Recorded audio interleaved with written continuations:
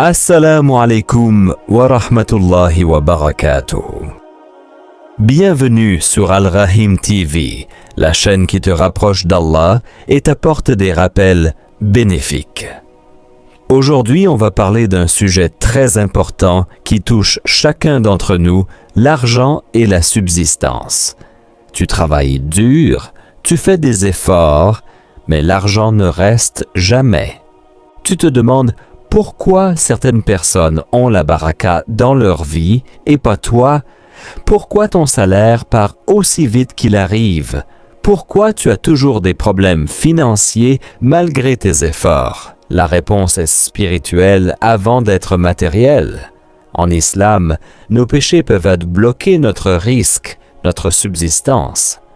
Allah subhanahu wa ta'ala dit dans le Coran, « Si les habitants des cités avaient cru et avaient été pieux, nous leur aurions ouvert les bénédictions du ciel et de la terre. » Ce verset nous montre clairement que la foi et la piété ouvrent les portes de la subsistance et que les péchés les ferment. Aujourd'hui, je vais te révéler 8 péchés qui détruisent ta risque et te maintiennent dans la pauvreté.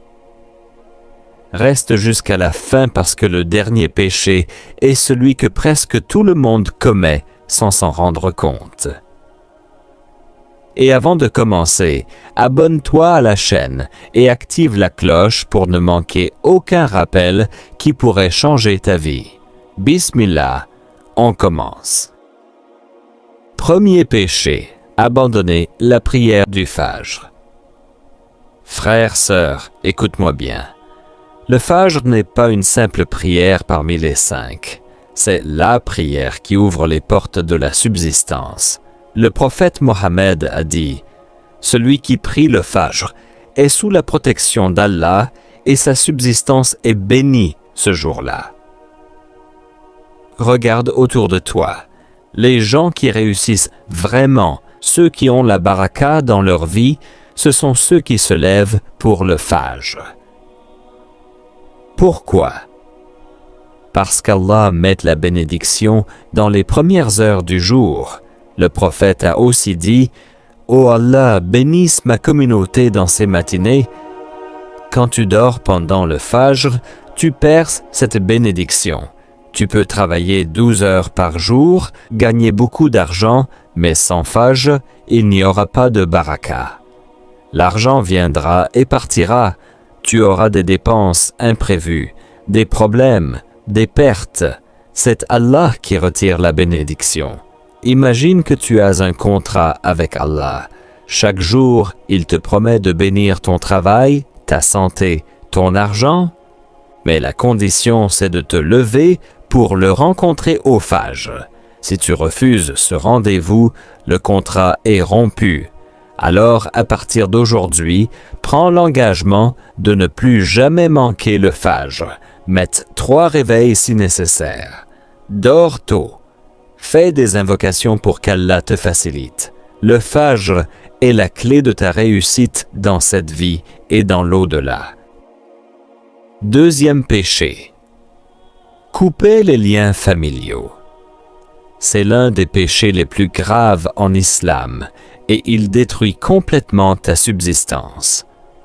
Le prophète Mohammed a dit « Celui qui veut qu'Allah élargisse sa subsistance et prolonge sa vie, qu'il maintienne les liens de parenté. » Ce hadith est très clair. Si tu veux plus d'argent, plus de baraka, une vie plus longue, tu dois maintenir les liens avec ta famille. Mais regarde la réalité aujourd'hui. Des frères qui ne se parlent plus à cause d'un héritage. Des enfants qui abandonnent leurs parents âgés. Des sœurs qui se disputent et se coupent pendant des années. Des oncles, des tantes, des cousins qu'on ignore complètement. Et après on se demande pourquoi on a des problèmes d'argent. Allah a lié la subsistance aux liens familiaux. Quand tu coupes ces liens, tu coupes ta propre risque.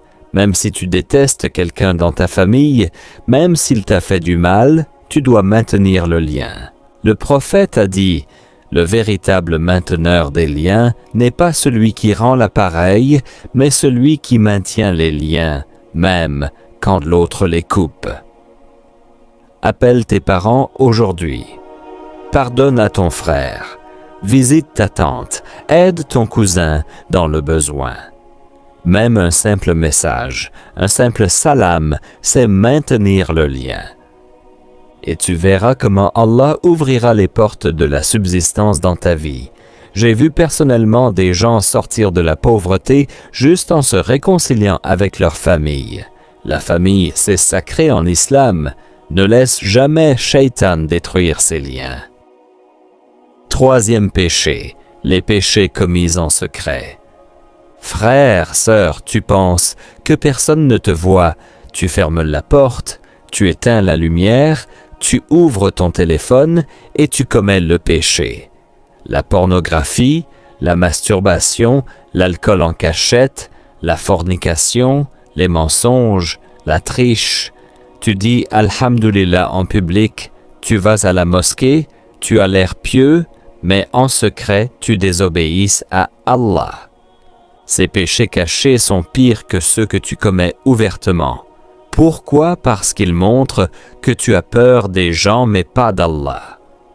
Allah subhanahu wa ta'ala dit dans le Coran « Quiconque craint Allah, il lui donnera une issue et lui accordera sa subsistance d'où il ne s'y attend pas. » Mais toi, tu ne crains pas Allah. Tu crains seulement que les gens découvrent tes péchés. Ces péchés secrets créent un mur entre toi et ta subsistance. Tu fais des invocations, mais elles ne sont pas exaucées. Tu travailles, mais l'argent ne reste pas. Tu as des opportunités, mais elles disparaissent.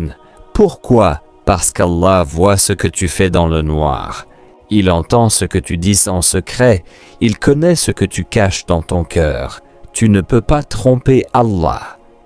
Le prophète nous a parlé d'un homme qui voyageait, les cheveux ébouriffés, couverts de poussière, levant les mains vers le ciel en disant « Ô Seigneur, ô Seigneur !» Mais sa nourriture était haram, sa boisson était haram, son argent était haram. Le prophète a dit « Comment serait-il exaucé ?» De la même façon, comment Allah accepterait-il tes invocations et bénirait ta risque alors que tu le désobéis en secret? Repens-toi maintenant. Arrête ces péchés. Nettoie ton téléphone. Coupe les relations haram. Purifie ton cœur. Allah est Ghafour, il pardonne. Mais tu dois faire le premier pas. Quatrième péché. Ne pas donner la zakat et l'aumône. Beaucoup de musulmans pensent que donner de l'argent va les rendre pauvres. C'est exactement le contraire. Le prophète Mohammed a dit « La charité n'a jamais diminué une richesse. » Allah nous promet dans le Coran « Tout ce que vous dépensez, Allah le remplacera. » Quand tu donnes de l'argent pour Allah, il te le rend multiplié. Mais quand tu es avare, quand tu refuses de payer ta zakat, quand tu vois un pauvre et tu détournes le regard, quand tu manges bien alors que ton voisin a faim, Allah retire la baraka de ton argent. J'ai vu des gens qui avaient des millions, mais qui vivaient dans l'anxiété et les problèmes parce qu'ils ne donnaient rien. Et j'ai vu des gens simples qui gagnaient peu, mais qui donnaient régulièrement l'aumône, et ils vivaient dans la tranquillité et la baraka. La zakat n'est pas une taxe, c'est une purification. L'aumône n'est pas une perte, c'est un investissement auprès d'Allah. Imagine que tu mettes de l'argent dans un compte bancaire et Allah te promet un retour garanti avec des intérêts halal immenses dans cette vie et dans l'au-delà. Qui refuserait ça? Mais Shaitan te fait croire que tu vas manquer d'argent si tu donnes. C'est un mensonge. Commence dès aujourd'hui. Donne ne serait-ce qu'1 euro, $1 par jour. Aide une famille dans le besoin. Construis un puits en Afrique. Nourris un orphelin. Paye la zakat sur ton argent. et regarde comment Allah ouvrira des portes que tu n'imaginais même pas. La générosité attire la subsistance, l'avarice l'éloigne. 5e péché, mentir et tromper dans le commerce et les affaires. Si tu es commerçant, entrepreneur, employé, patron, écoute bien ce péché parce qu'il te concerne directement. Le prophète Mohammed a dit « Le vendeur et l'acheteur ont le choix tant qu'ils ne se sont pas séparés. » S'ils sont sincères et clairs dans leurs transactions, elle sera bénie pour eux. Mais s'ils mentent et cachent les défauts, la bénédiction de leurs transactions sera effacée et ils ne gagneront que des disputes. Aujourd'hui, le mensonge dans le commerce est devenu normal. Tu vends un produit de mauvaise qualité en disant qu'il est excellent. Tu augmentes les prix de façon injuste, tu triches sur le poids, sur la mesure, tu vends de la contrefaçon. Tu fais de fausses promotions pour attirer les clients. Tu ne respectes pas tes engagements. Tu retardes les paiements de tes employés. Tout ça, c'est du haram qui détruit ta subsistance. Tu peux gagner beaucoup d'argent avec ces méthodes, mais cet argent sera maudit. Il partira en maladie, en problème, en accident, en dispute familiale. Allah ne bénit pas l'argent haram. Le prophète nous a enseigné l'honnêteté dans le commerce. Il disait « Le commerçant honnête sera avec les prophètes, les véridiques et les martyrs le jour du jugement. » Imagine la récompense, être avec les prophètes juste parce que tu es honnête dans tes affaires. Alors, sois transparent avec tes clients. Si le produit a un défaut, dis-le. Vends au juste prix.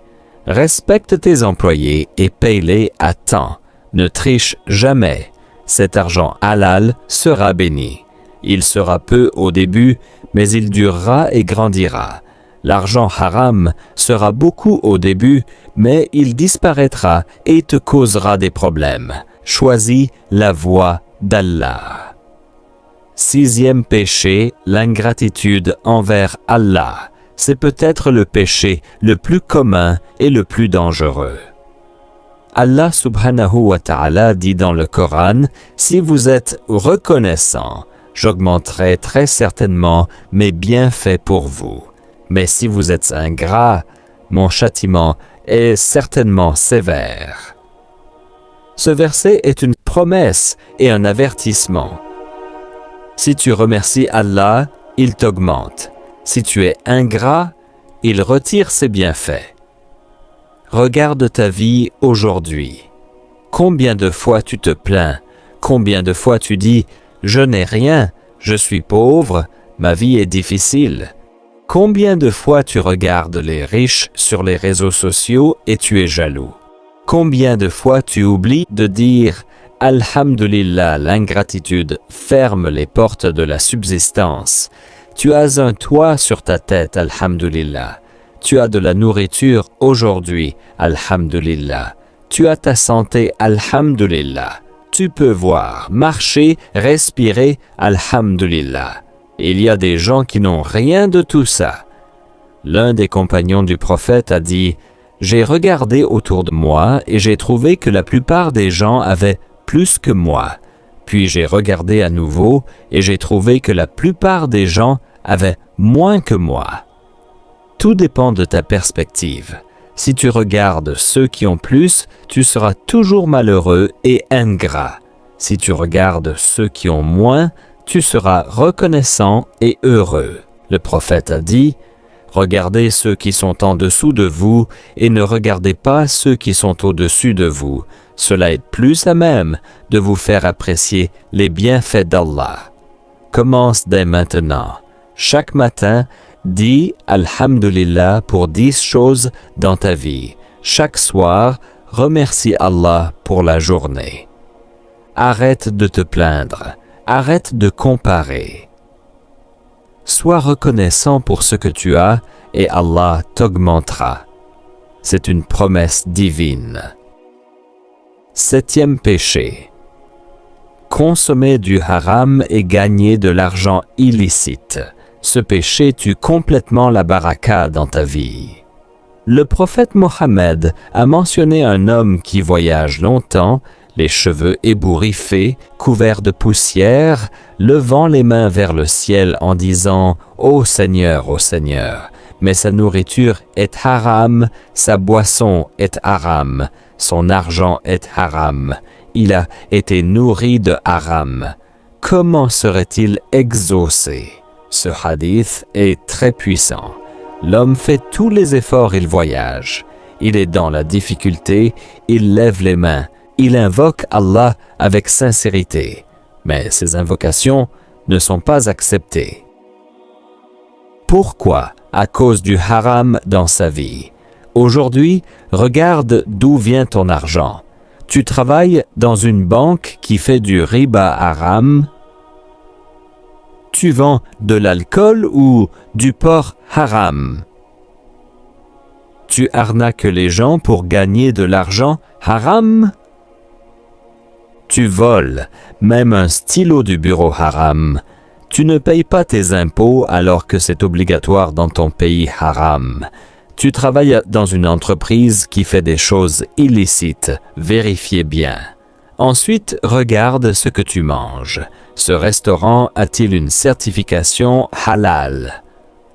Cette viande vient-elle d'un abattage islamique? Tu manges sans vérifier. Tu nourris ton corps avec du haram. Et après, tu te demandes pourquoi tes invocations ne sont pas exaucées.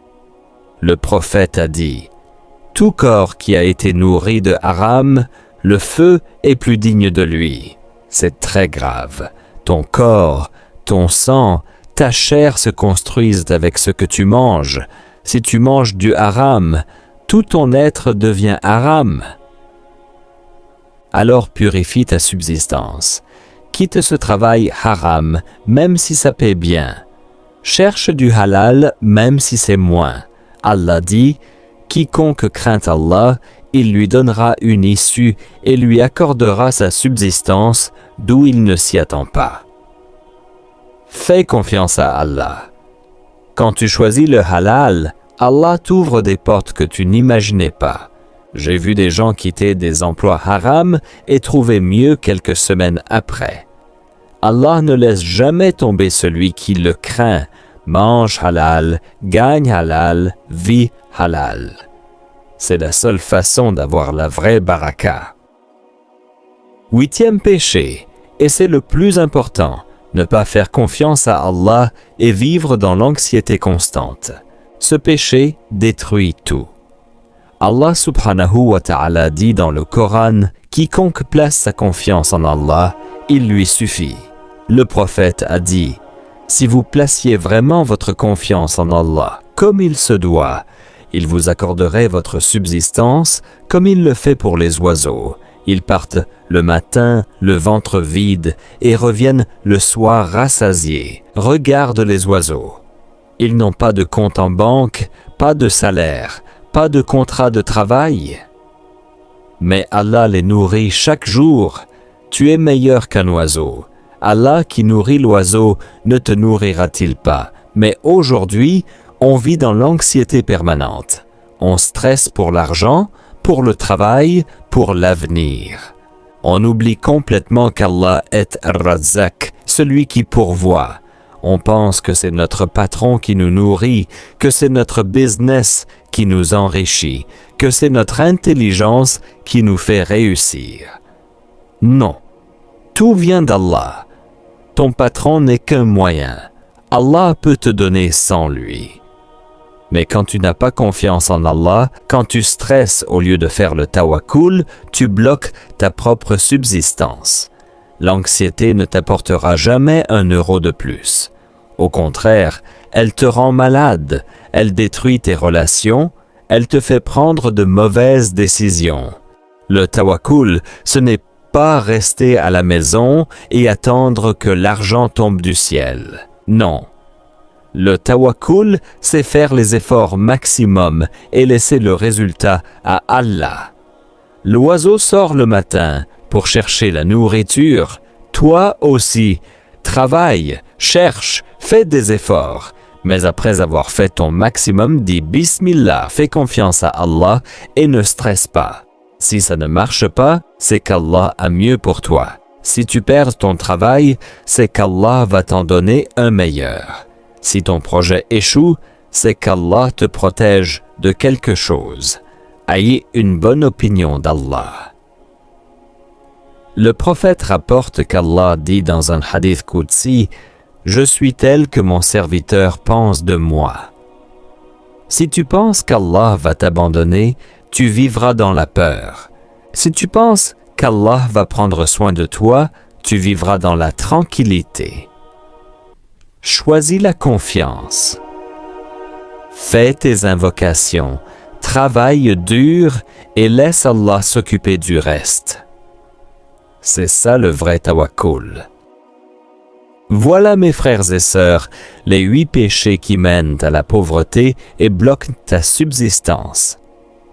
Récapitulons rapidement: abandonner le phage, couper les liens familiaux, les péchés secrets, ne pas donner la zakat et l'aumône, mentir dans les affaires, l'ingratitude envers Allah, consommer du haram et ne pas faire confiance à Allah. Si tu commets un ou plusieurs de ces péchés, tu sais maintenant pourquoi l'argent ne reste pas dans ta vie. Mais la bonne nouvelle, c'est que tu peux changer dès aujourd'hui. Repens-toi sincèrement. Fais le istighfar. Demande pardon à Allah. Corrige ces péchés un par un. Lève-toi pour le fajr. Réconcilie-toi avec ta famille. Arrête les péchés secrets. Donne l'aumône régulièrement. Sois honnête dans tes affaires. Remercie Allah tous les jours. Vérifie que ton argent et ta nourriture sont halal. Fais confiance à Allah dans tout. Si tu fais ça, je te garantis par la permission d'Allah que tu verras les portes de la subsistance s'ouvrir dans ta vie. Peut-être pas tout de suite, peut-être pas de la façon que tu imagines, mais Allah ne déçoit jamais celui qui revient à lui. N'oublie pas, Allah est Ar-Razzaq, celui qui pourvoit. Il a créé ta subsistance avant même de te créer. Ta risque te cherche plus que tu ne la cherches. Fais juste ce qu'Allah te demande et laisse-le s'occuper du reste. Si ce rappel t'a touché, partage cette vidéo avec tes proches, avec ta famille, avec tous ceux qui ont besoin d'entendre ce message. Abonne-toi à Al-Rahim TV et active la cloche pour recevoir tous nos rappels.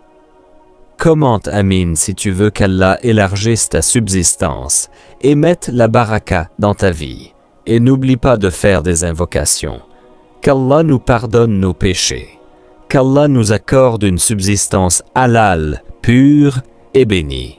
Qu'Allah ouvre pour nous les portes du ciel et de la terre. Qu'Allah nous enrichisse de ce qui est licite et nous éloigne de ce qui est illicite. Amin ya Rabb al-Alamin. Jazakum Allahu khayran d'avoir regardé jusqu'au bout. On se retrouve dans la prochaine vidéo, Inch'Allah. Assalamu alaikum wa rahmatullahi wa barakatuhu.